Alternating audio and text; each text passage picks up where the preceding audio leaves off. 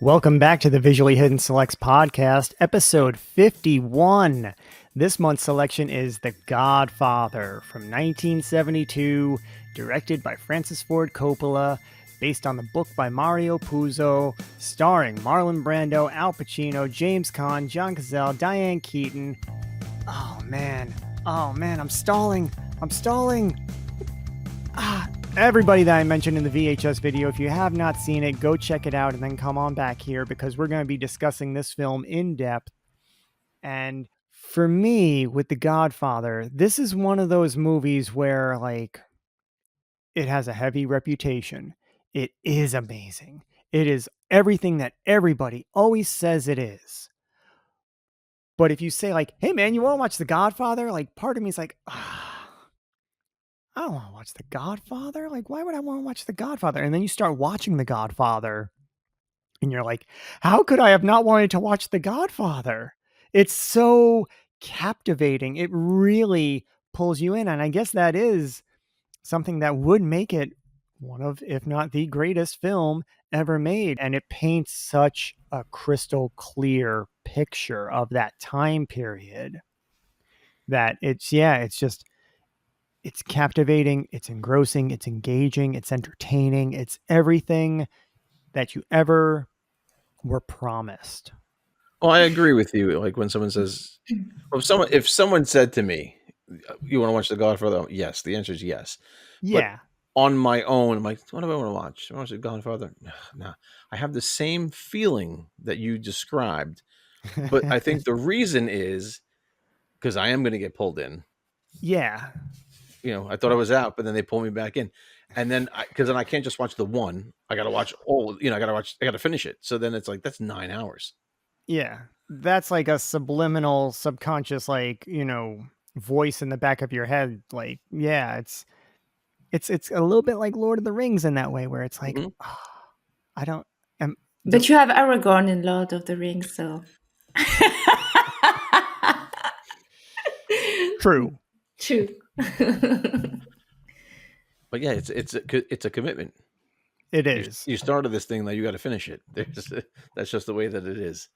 Yeah, I do find now though that I can just throw on one, but I'm always thinking about two. Because I love what they did with two as well. I know I don't want to get too much into the sequels, but the one thing that I really, really love about two is how they bookend this movie. Mm-hmm. And how it's the early story of Vito when he's young, and Robert De Niro just kills it in a way that is like unmatched. And then it kind of parallels with what Michael's going through in that film. It's really, really great stuff. That whole sequence with young Vito is in the book, by the way. So if you were curious, this film, The Godfather, is really maybe only about a half or a third of the book. There's a lot more to the story in the film, but I think they did a great job of filtering it and of picking what they really wanted to focus on, because they got the whole backstory with young Vito in there. They have a whole lot of stuff with Johnny Fontaine, like shit that was never even going to come close to getting into the movie, and has no real place in the movie. Like I'm still exactly wondering, like, why is this even in the book? Because they did such a great job of filtering the story of the Corleone family down for the movie. Question, do you know if Mario Puzo, the writer, was really involved in the scenario writing, or he just sold his rights and basta? Oh no, he was 100% involved. He was originally hired as the screenwriter, but he had never written a screenplay before. And so then Francis Ford Coppola, who had very recently won the Oscar for Patton, was hired as the director, and he is an accomplished screenwriter. So he worked with Mario to develop or adapt the novel into a film screenplay format. And there's a great television series called The Offer, which I have recommended to you, Anne. And you really it's not a documentary, it's a docudrama. They do take some liberties. However, it's not as far, it's not fictionalized, and it's not a heightened kind of fictionalization, um, where it's so far away from the source material. It really does kind of tell the story behind this film exceptionally well over the course of like 10 hours. It's like 10 1-hour episodes. Of course, it's not, like I said, it's not 100% accurate, but it gives you a pretty good idea of just the dynamics of this production. But also, I've never seen a better presentation of, like, when people ask, like, what does a producer do? A lot of people don't know. True. Yeah. If you want to know what a producer does, you watch The Offer and you will see exactly what the producer does. It's the best presentation and the best answer to that question I could offer. No pun intended. Of course, when Pete told me that I'm gonna have to watch 3 hours 3 times, I was dying. But it would be a lie to say that I didn't notice the time watching it, because it's a long film. But as you said, it was captivating, clearly. And the funny thing is that I love The Sopranos. It's crazy that I love The Sopranos without watching The Godfather, so everything makes sense now. So that's why it's so iconic, because without watching the movie, I knew some lines. So that's funny to think about it. It's what happened with The Good, the Bad, and the Ugly. I said that in the podcast, that sometimes you know lines without watching the film. It was the same for the Godfather. But what I really loved about this film is it's a deeper movie than you can expect, because, to be frank with you, I thought it's gonna be a gangster movie, something like that, and I'm not really interested in those kind of movies. So I had a bad image of the film without watching it, without knowing it. But actually, it's really deeper than that. You have, I would say, like multiple layers, multiple topics in one film. And what I love the most is the complex characters, because I love the character development in a movie, and that's really what surprised me about this film, is the fact that every single figure have a moral ambiguity. I don't know if you understand what I'm saying. Mhm. They're human, but they have the dark side also. And I felt that Francis Ford Coppola didn't try to romanticize it. You know what I'm saying? It's not black and white. Yeah. It's a gray, beautiful gray, and that's why it's so. I would recommend to any person listening to us, really watch this movie, even if it's long, even if you don't like this kind of movies. You're gonna be surprised for sure. And I would be curious to know your first impression, because I guess it was a long, long time ago. But the first time you watched it, what did you think about it, really? Yeah, this movie, I mean, it's been around forever, right? And I think I actually saw part 2 before I saw part 1. Like, of Oh, course, okay. everybody, a lot of people know a lot of the scenes from this movie. Right there on the cover, you have Vito at the wedding with holding the cat, playing with the kitten, Mhm. and it's an iconic image. And there are all these great lines from the movie. Make him an offer he can't refuse, all that stuff. But I recall watching part 2 before I saw part 1. So, like, I kind of went into this knowing the history of Vito, and then the fate of certain characters in this movie. I don't want to spoil anything from part 2, but So we didn't have the same experience, because I think watching the first before the second, there is a kind of a mystery behind Vito. yeah, Yeah. yeah, yeah. And so when I went, and then after I saw part 2, I was like, okay. And I joined the Columbia House Video Club. If you're familiar with that, it was 10 movies for a penny Mhm. plus shipping and handling. And I got this video, and I got part 2, and I watched the first one, and I was just like, yeah, this is equal. Yeah. It's like they always say, like, oh yeah, there's like 5 movies that have a sequel that's better than the original, or just as good. And Mhm. yeah, this is kind of the first on the list, we'll Yeah, say. Yeah. I agree with that. And yeah, and it's it's incredible. But so I remember watching the second one more so than watching this one the first time, because by the time I watched this one, I already had the characters and the world, and a lot of it had already imprinted on my mind. I was at my friend's house, and his dad was always eager to show me movies because I was the one friend of his son's that actually really got into movies. And he's like, you gotta see The Godfather, Steve. You gotta sit down. And he's like, I'll put it on right now. He couldn't put it on fast enough. I was like, all right, let's sit down. And because it was 3 hours long, and I actually had to go home at some point, so I saw the first portion of it. It was really good, but I was maybe 13 or 14 watching this for the first time, and at that time, really didn't watch drama. I watched comedy and I watched horror. So anything that seemed really realistic like this would kind of freak me out a little bit. Like, Just to understand, you stopped at the wedding. You just saw the wedding part, or you saw more than no, I the. think probably after. I think maybe I stopped when Vito gets shot. That might have been when I Okay. stopped. I mean, we're Okay. talking decades ago, but yeah, in and Yeah. around that vein. And then in high school, I went through that phase where I had said before, on previous episodes, I've got to watch all these movies I hear people talk all this stuff about, and it was on the list. And this started a love-hate with Francis Ford Coppola for me, because I had rented a Oh, version of this that had an the introduction. introduction from this guy. And I'm like, okay, hey, what's he going to tell me? All right, let's watch. Let's see what he has to say. And this fucking guy proceeds to ruin the toll booths. For decades, I referred to him as Big Mouth Mm. He because was introducing himself or the movie, or what? he was talking about the movie and the legacy, and he's showing clips of Sonny getting shot. And I'm like, I was fucking livid. I'm like, how do I rent a Yeah. movie and this guy fucking ruins it? So for decades, he was known as Big Mouth.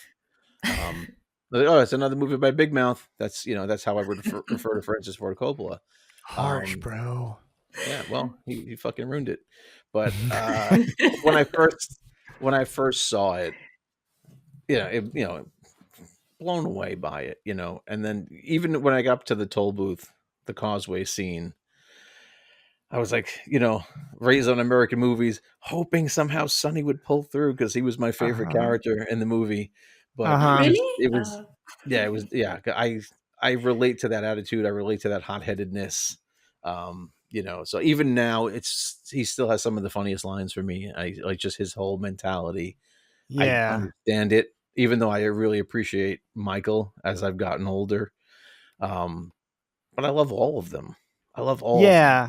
Well, it's funny when what you just said, you watched it up to when Vito gets shot, and that's the thing that really stuck out to me the first time I watched it. Like when I do think about that time, that's what stuck out, because holy shit, like they fucking gunned him down like 45 minutes into the movie. We still got like over 2 hours left. Like Mhm. where's this going? It was like all bets are off, and like that's where you're like hooked, It's like Yeah. holy shit, like what's going to happen now? I know he's got to be in more of the movie, right? It's not all the wedding scene, right? So, and so that scene really kind of stuck out to me as like, it's almost like Psycho. We've talked about this before, where it's Marion Crane in the shower, and it's Mhm. like they didn't just, Marion Crane me, did they? Like, what's Right. going on here? And I gotta say, like, that's a hell of a line to cast. It really hooks and reels in nicely for the rest of the film. And I think one of my favorite scenes, I know in the VHS video I mentioned when Michael, Goes to Louis. dispatches Saluzzo, and even when Sonny tunes up Carlo, of course. But I think one of my real favorite sequences, though, is also when Michael goes to visit his father in the hospital and he protects him. I love that whole sequence from the time he shows up after his meeting with Kay in the city, and then he's like, where is everybody? And he's like putting the Yeah. pieces together, and then he gets the nurse to help him, and then he recruits the baker who's like coming to visit him, and it's kicking off Michael's character down that dark road he's been trying to avoid, because he knows how to like protect his father. He knows the tactics to employ to scare off these guys who are coming to kill him. Fuck that sequence when I saw it in its entirety for the first time had me on the edge of my fucking seat. I was Mm-hmm. so, that's like a masterclass in suspense and tension, and I was so nervous, and just like him moving the bed and trying to get it through the doorway, and he knows they're coming. And I was like, oh my god, like this, the Yeah. stakes were so high. I was like sitting on the top of the couch, you know. I was like, oh, what the fuck's gonna, what's gonna happen? They're gonna get this fucking guy. But just, yeah, just that whole. I mean, there's so much to talk about this fucking movie, but there's something, there's an quiet eeriness in this movie. You know, Vito being so vulnerable at the hospital, and Michael unarmed by himself with one nurse. What the fuck is he going to do? Yeah. So good. It's an amazing sequence. I love it. And like I said a moment ago, like I love just the way it kicks off Michael. Like that's the thing that like, oh, he's gone over the edge now, and now it's just he's going to build momentum throughout the rest of the film, because right after that, that sequence is punctuated with Sterling Hayden, cleaning his clock outside Mhm. and breaking his jaw, and that's what now Michael wants his fucking revenge. Well, that's, funny that you mentioned that, because that's probably, I mean, I have a lot of favorite sequences in this, but that's probably one of my favorites. Is right after that, when Michael goes home and he's all swollen, and he sits in that chair and he leans back and he crosses his legs. And Yeah. when the dolly pulls in on him and he's laying out the thought he just had about how he could take care of it, I'm like, that's it. That's the guy becoming the guy. And that pull in for me is one of the best. Yeah. It's like almost reveal of a character. It's like he's shedding that skin, and you're getting closer to who Michael is. It's like, or who he's going to become. It's so good. But I also love how like the film starts and you're introduced to all of these characters at the wedding, and it's a beautiful Mhm. day, everybody's happy, and like, Tom Hagen, the lawyer, Robert Duvall, he's a great character. He's so like even keeled. He's very much like the Don. Like I think out of like all of the sons, the actual sons, Sonny, Michael, and Fredo, Tom Hagen is probably the most like Don Corleone, but he's not an Mhm. actual son and he's not actually Sicilian, so he can't ever be Yeah. Don. He was lucky to be Count Sieri for a little bit. Well, that's the thing that makes it so heartbreaking about Michael, is because Fredo's inept. Yeah. Yeah, Tom Hagen can't because he's not of the bloodline, and Yeah. Sonny's too And Sonny's hot-headed. too hot. Yeah. It's Yeah, like de but facto, he has to be it. so you meet all these characters at that point, and then throughout the film it continues to evolve, it continues to unfold, and when the Don is gone down, you think Sonny's next in line, and then Sonny gets it and it's like, oh shit, well, what you can't put Fredo in that chair. You know what I mean? Yeah. Like every family has a Fredo. Yeah. And so then yeah, it has to be Michael. And so that it just adds to that tragic element, because he like that was like the last thing in the world he wanted. And he just got like pulled in, and then it just gets deeper and Mhm. deeper as you go further into like the sequels, and it's just, oh wow, what a story, what a character, and what a performance. Especially I you know I'm I'm not a huge Al Pacino fan. Like I got nothing against him, but he's not like, oh, I got to see every Al Pacino movie, but Godfather series, especially 1 and 2, are really something to behold in Mhm. terms of a performance and a character arc. It really is phenomenal from his first scene to his last scene, especially in this film. Like, whoa.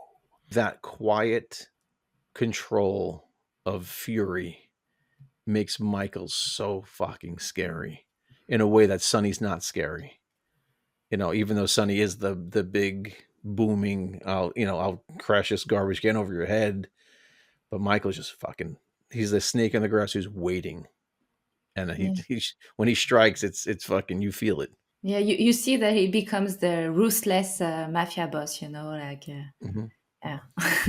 Well, it's interesting too because when Michael says he wants to get involved, and he wants to pull the trigger, and Sonny's antagonizing him. He's like, this ain't the army where you shoot him from a mile away. You got to get up close, and bada bing, you blow his brains over your nice Ivy League suit. Mm-hmm. Right? But Michael actually was in the military and did actually kill people. He has that baggage in his mind, in his soul, like Sonny will bust heads for sure, but do we ever see him actually like pull a trigger and blow somebody's brains all over his nice, Armani suit? I didn't see that scene. Yeah. He sends somebody. He sends a guy to take care of it, So like Michael has that kind of psychological break with morality and with humanity, and I think that's what Coppola is tapping into with those shots. It's like he's going to that dark place. Yeah. I mean, because when you meet Michael, he's late to the wedding. He's kind of carefree, and that's my father. That's my family, Kay. That's not me. I don't know if he thought he was better than them. It's just as much as he didn't want to be involved with that, because like he has been to war, he has killed people. I don't think he wants to do that. But then I think when faced with the fact that Vito gets shot, we lose Sonny. Yeah. He's got no choice. Like he do it? Sure. He don't think he wanted it, which is one of my favorite parts is when Brando breaks down when he finds out what Michael's done. And it's like he didn't want that for that kid. Like the other ones. I don't think he thought he was better than the family. I think he wanted to be better than the family. Like he wanted to like rise above. Yeah. So Michael was clearly capable, but so when Brando breaks down, I never wanted this for you. They gives him that, like you feel it. Yeah. No, I mean, Brando, so good in this. We've been talking about Michael so much, but the maker, what an amazing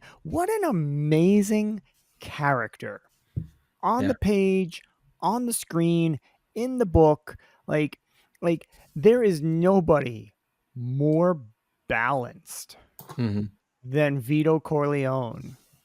Yeah. Like he is the most even keeled, like he sees everything. He's like the fucking oracle. Like he's like fucking Jesus Christ, like he sees all, he knows all. I love, he has so many great scenes throughout the movie. Pretty much every single one that he's in is fantastic in its own way. Two that jump to mind though is of course everything in his office during the wedding scene, especially when, he's throwing it back on the one guy who's like, you never wanted to be my friend. Now you wanted my favor. You want this, it's like, I made to your house for some coffee or cake. Yeah.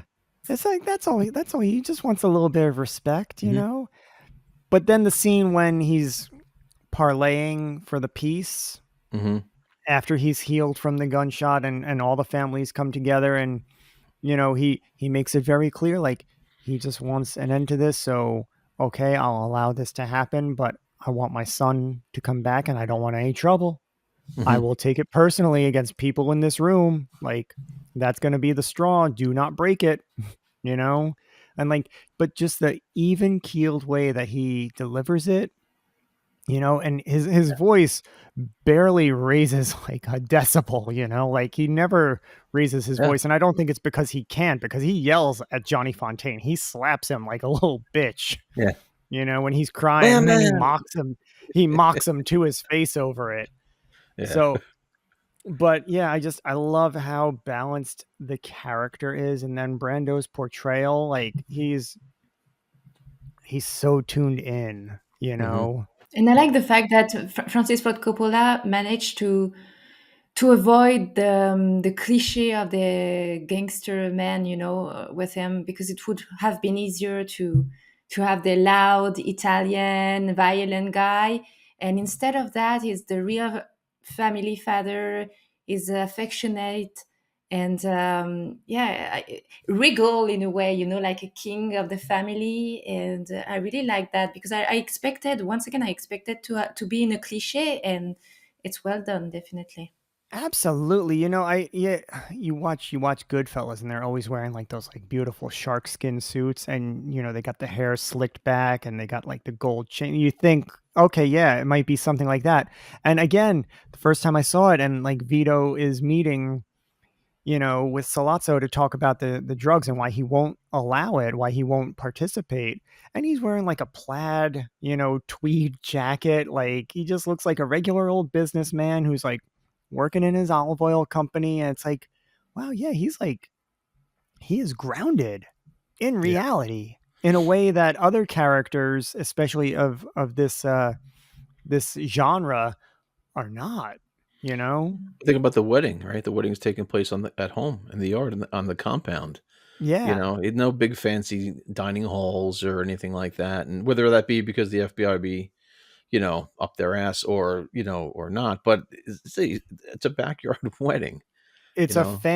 It's family first, and you never go outside the family, you never talk outside the family, you never let anybody outside the family know what you're thinking, like, and you get a lot of that from his backstory in part 2. Yeah. There's so much charm in the first half an hour of this movie, as you call the wedding sequence, which it is. Just you know, Luca Brasi practicing the speech, and then when he gets in front of him, he stumbles over it. My wife laughed out loud during that part because it's so good. But like you're getting the lay of the land, and you're getting you're Kay, right? We're Kay. We're learning the lay of the land with these characters, and Michael's explaining, well, this is this person, this is that person, this is how this goes. And then you're watching interactions intercut with them, and it's building this world and getting you up to speed on who everybody is. And you know, Sonny breaking the camera and then throwing the guy money, and then you know, I and love then it. yeah, it's one of my, how could you not love that? It's like a Sonny right off the bat. You know, then he's upstairs in the bathroom banging some bridesmaid. You know, and like we know who that guy is. You know, like Yeah. just with those two actions alone. You know, Tom is handling the business and he's very professional and, you know, come right in and Don will see you now. And then Michael's just sitting outside trying to eat his dinner and just Mhm. talk to Kay and like, yeah, this is my family. This is how they are and whatever. And And it, Fredo comes stumbling over, getting a little too close. right, right. This is my brother Fredo. Yeah. And that's funny that what you just said when you talk about charm, because I was thinking, usually when we talk about a film, I always tell you that I need to relate to characters. And to be frank with you, on this one, I don't relate to any character, but that the charm behind every character that I like, I think. And especially the one I love the most, maybe because it's a woman, it's Kay. And she's not part of the family, but she's the outsider window, if I Yeah. could say it that way. And she's the American beyond the Italian guys, and I love what she brings into the story. And the performance of Diane Keaton is wow. Especially the final scene is probably one of the best scene ever in the cinema. I mean, the best final scene ever, because it's so you have so much said without any line. You know what I'm saying? It's I love Visually, I love it. it visually executes everything like to perfection and just yeah, the way the door closes and the look The on look, her yeah, face, yeah. Oh my god, It's you know. it says first time so. I saw that, it was so eerie. Yeah, And I couldn't figure out why, you know, because again, when you watch these things when you're younger, you don't have as much world experience or life experience and Yeah. whatnot. But you know, watching it again the other night, that door closes. The symbolism of it, that when he Yeah. lies to her, he's like, "This one time, I'll let you ask Yeah. me about my business." No, I did not do that. That's not the last time he's going to lie to her. No. But that door No, it might closing, it might be the first time right? But it's not that the he last has time. because he's avoided it. He's avoided Yes. it throughout the whole movie. And so now, yeah, now we know it's like, oh, she's like Hmm. she is being shut out, like Yeah. metaphorically. It's like it's the symbolism for me is like that's him shutting her out, like that part of him. Like he loves her and everything like that, but she's shut out of his world. And Yeah. that we're closing the door on who Michael was. Like he's Mhm. now it's the transformation is complete. You know, he's coming out of the Yeah. chrysalis the other side as, you know, this kingpin butterfly. But what a brilliant piece of directing that Mm-hmm. was. I'm probably one of the greatest endings of a film, maybe ever. Yeah, no, it definitely speaks volumes without words, like Anne said. I really like the scene when Michael comes back and she sees him for the first time again. Like it's just her performance there. Like when she sees him, like forget the dialogue. The dialogue is Mhm. just filler, facilitating. It's the body language, it's the way she carries herself, it's her eyes throughout Mhm. that whole scene, you know, like wow. And before that, when they're at the wedding and she's just happy to be there. Yeah. It's a beautiful day and Johnny Fontaine is there. Like I didn't know you knew him, You know what I like mean? yeah, just that whimsical, like wow. And then just yeah, the look in her eye at the end is a different The fucking set of bookend. eyes. Yeah. Her eyes are It's open now. really yeah, so the same way that Al Pacino's arc, Diane Keaton has an equal arc in this film. In the second Um, too, but not in the third. I was a bit disappointed about that. I felt she was underwritten character in the third well, movie. the third is just it's just riddled with problems, and what one of the biggest problems there is, Sofia Coppola aside, Oh, Well, well, thinking is of too much time is focused on her. is Duvall. that. Yeah. Duvall, I've seen an interview with Robert Duvall where he was like, well, they were paying everybody this and they were paying everybody that, and they weren't going to pay me that, so I wasn't going to do it because clearly this is about the money and it's a payday and I don't need that. I got other work I can do. I saw that. And Yeah. that's what part 3 is. It's a payday. Yeah. It's not it's a cash in. Yeah. Like that's really what part 3 is, and it's just punctuated by the legacy of that particular film, which is not enhanced by Sofia Coppola. It Yeah. was supposed to be Winona Ryder, and she Ah, got burnt out. She was exhausted, and she like quit the production like I think the day before they were going to Oh, start filming. She bailed on Coppola, and spawned some bad blood, but then she brought him Dracula, which they then collaborated on next and kind of buried the hatchet. But she was supposed to be Michael's daughter, what a different movie. which would have been a much different and better movie. Wow.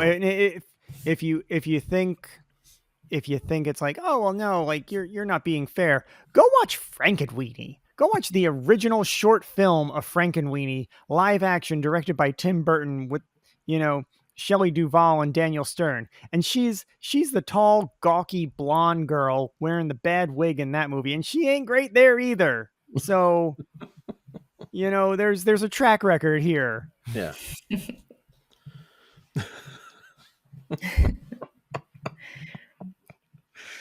He said what he said. I agree. She's a terrible actress. When you think about this film and you think about the cast, like, of course, the first thing that flashes into your mind is Brando, Pacino, Mhm. Keaton, Caan, John Cazale, Mm-hmm. Fredo, who is like overlooked in the film. But John Cazale, I mean, you think about like, who's John Cazale? And he's got the most bulletproof filmography in the history of cinema because he was only in 5 movies, all of them nominated for Best Picture. Yeah. And he plays varying degrees of, characters throughout them. But you got to be a good actor in order to play Fredo. Like you don't phone in that buffoonery. You need that like frequency to tune into for that when you're surrounded by Marlon Brando and James Caan and Robert Duvall and Al Pacino. Like you have to be of equal or greater value. You cannot be lesser. And I think that's, that comes across. Its foundation is laid in this movie, but it really comes across in part 2 for him. What a talent, man. What a talent this guy is. Well, And was. It's so and sad. a little bit of trivia for you here. John Cazale was engaged to Oh, Meryl sure. Streep. Yeah, Okay, I he and didn't passed and know he before that. the Deer Hunter came out. He yeah, passed he away. passed away after the Deer Hunter, which they both starred in, and he had a cancer. So it was like an unavoidable, like tragic conclusion to a very promising career. They Mm. filmed all his stuff first because He was he was on sick. the downside of things. Wow, I So he didn't know never got that. to see the finished film. But Meryl said it was devastating to try to finish that film without him, and it's Yeah. hard. It's, Yeah. it sucks. It's really sad. And then from there, the cast just sprawls into all of these magnificent character actors. I mean, of course, my Joe Spinell, we saw him in Rocky. We see him everywhere, and here he comes again, and Hmm. I love when he shows up in anything. I was watching Night Shift the other day. Ron Howard directing Henry Winkler and Michael Keaton and Shelley Long, and he pops up at the end of that movie. He's in all of these, like, yeah, next to John Cazale, I think Joe Spinell has the most amazing filmography. When you think about it, Godfather, Godfather 2, Taxi Driver, Sorcerer, the list just goes on, and everybody that he worked with as well, and Rocky 2. It's just amazing, amazing stuff. It's so rich in on-screen talent. This You want this this particular film. I think I always say this, that you know, uh, one of the greatest story arcs is Michael Corleone, without a doubt. But man, come on, the music, right? Like we talk about iconic musics, music that almost supersedes, the movie itself. I mean, everybody knows. If they haven't seen the movie, they know that theme. Hmm. Even Guns N' Roses Slash would rip that out, every once in a while. I agree that it's really amazing to think that they can pull the same emotion.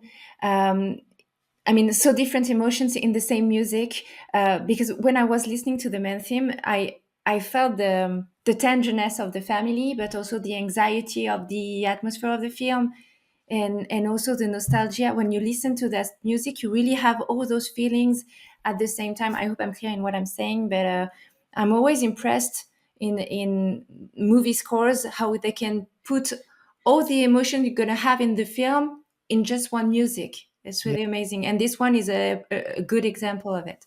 Yeah, I mean, yeah, the score can go small or it could go grand, which is it's beautiful. yeah, absolutely. I really love, though, and I mentioned this in the VHS. The cinematography is Mm.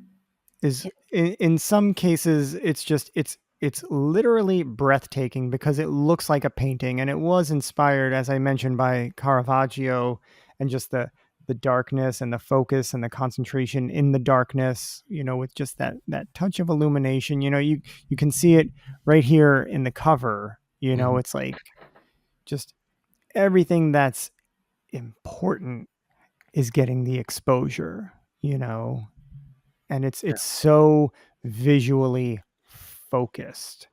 And then it's also visually engaging and telling the story, like we mentioned at the end with Kay. It's like there are no words, but visually. Hmm. Well, just the breakdown of when Vito gets gunned down.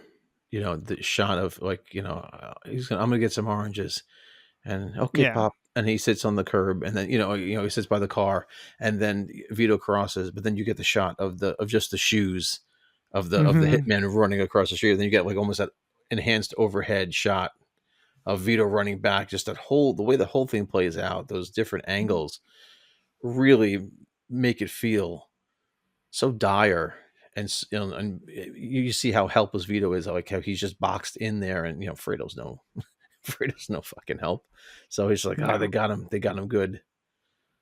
But yeah, just the way those shots were put together, I think, obviously the editing, but just the way they were framed, beautiful stuff, just really made that scene so impactful, amongst obviously the rest of the film. And the use of light and shadow all film long, especially at the beginning, the contrast with the shine and lightning waiting and what's happening in Vito's room doing his business.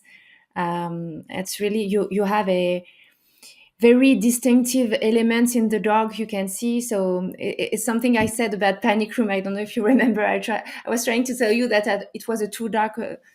Yeah, too much dark in this movie. You couldn't see anything, and that's the opposite in The Godfather. You really distinct elements in the dark because it's so important to see what's happening in these dark scenes. But you have always a contrast with a light used in the following sequence. So it's dynamic of the movie also. The music, the light, everything is used to have a dynamic during those 3 hours. Especially, there is a sequence I love, which is terrible because it's a massacre, but what I call the baptism massacre. You have the baptism on one side, and at the same time, you have all this massacre. And what a dynamic, it's really interesting to see those two sequences at the same moment. And yeah, that's part of the pacing of the film.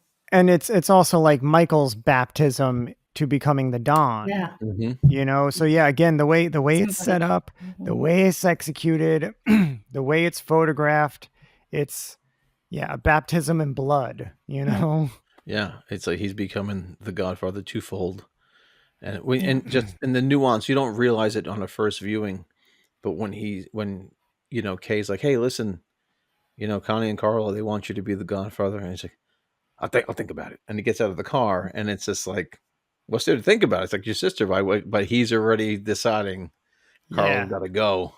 How am I going to play that? Yeah, that's well, I think that's a foregone conclusion. Like, from the second Sonny took the first hit, Carla was done. Yeah, the second he figured it out, like how Sonny's dead, and he figured out who did it, and okay, so he's like, how am I gonna? And that's why he was like setting him up to go to Vegas. You're going to be my right hand man in Vegas. And it's like a lot of holes in that desert. Right, a lot of problems are buried in those holes.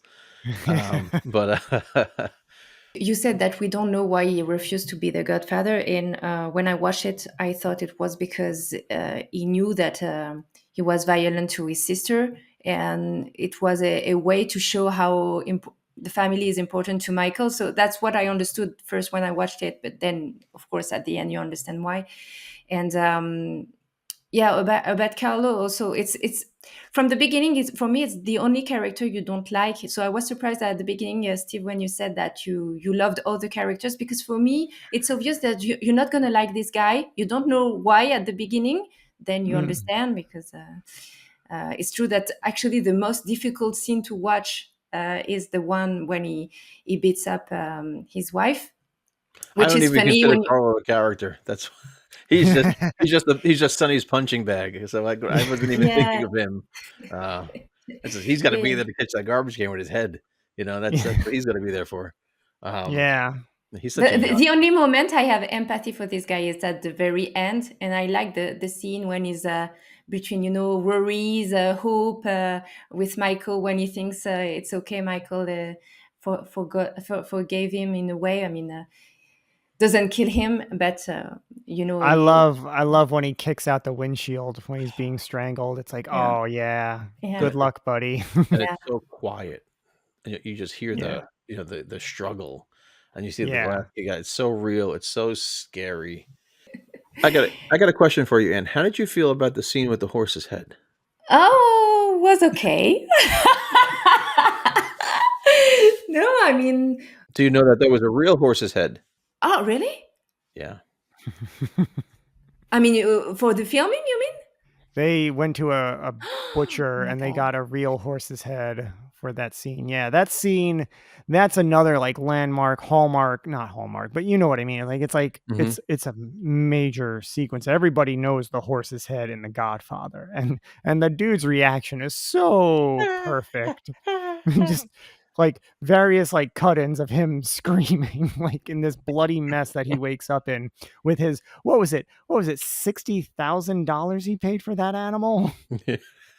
Is that what he says in the scene? I think so. The stables, yeah.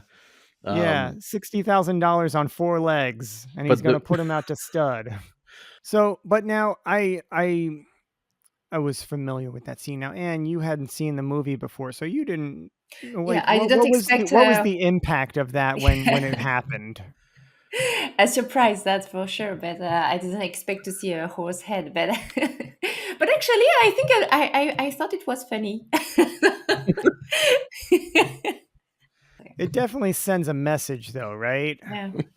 I mean, I think because again, up to that point, we've only really seen and heard like talk. We've seen Don Corleone meet in his office. We haven't seen any real action. That is the first glimpse of action, and that kind of sets the tone for the rest of the movie. So like when you get to Michael's, baptism in blood, it's like, well, shit, yeah, I'm surprised it took us this long to get here. You know what I mean? Like from where we started with the horse, like When you think about you it, know, Michael tells Kay that story about how he helped Johnny get the contract, yeah, and then he made an offer he can't refuse. What does that mean? Well, yeah. he lays it out for you, and so you heard the Yeah, story. you heard it, but now you see it, and the fact that you do see it, you get to see the bloody sheets and Yeah, the pajamas, and just the white eye that's glazed over. Like, okay, you get to see how this the is sausage is this made. is who we're dealing with, and the lengths that they will go. Hmm. It really is just again, and just one shot. Yeah. You set the tone. We haven't talked about the garden scene when Vito Oh dear. passed away. Go for Yeah. it. Yeah, it's such a heartbreaking scene. So cute to see him playing with his grandson. You don't expect. I mean, I didn't expect the end like this. But it's the better end for Vito. I mean, he's playing with his grandson, just perfect, in his garden. So he likes the nature. He likes his family. It's the best end ever when you compare with Michael, which is another story. But really, this scene. Oh my God, it's a heartbreaking scene for me, really. Yeah, it's a touching scene. It's funny. It's heartwarming. It's heartbreaking, and it's. But I think like you said, it's such a there's a charm to it, just like the whole movie. But it's better than him being gunned down in the street. He died at least around a family member. The It's future of the family. quiet the way he was, and Hmm. it's in a place that he cared about, which was his garden. Like His tomato plants. it was like the most appropriate Yeah, end for him. yeah. Quietly almost by himself, but with family still, and yeah, and just Yeah, almost I like felt bad for the grandson because imagine the trauma. Poor kid. yeah. Yeah. This movie is 53 years old now, and I mean people are going to be talking about it in another 50 years. Like it's a landmark film in cinema for sure, and it's right in that sweet spot of the 1970s where it's like right before things really kind of started to change. This is like the punctuation at Hmm. the end of a era of film and Yeah. filmmaking, and it's also like the first chapter in a new era as well. If you think about the gangster movie as we knew it, you got the Howard Hawks Scarface. You got all those old black and white movies. The Warner Brothers, Cagney, Right, and it and was Edward G. very. Robinson. Yeah, yeah. See, it was very. Come over here. See, let's do this thing. See, it was very much of that in that vein, and then this comes along, and it's totally grounded, is totally serious, and And it all comes back around to the book.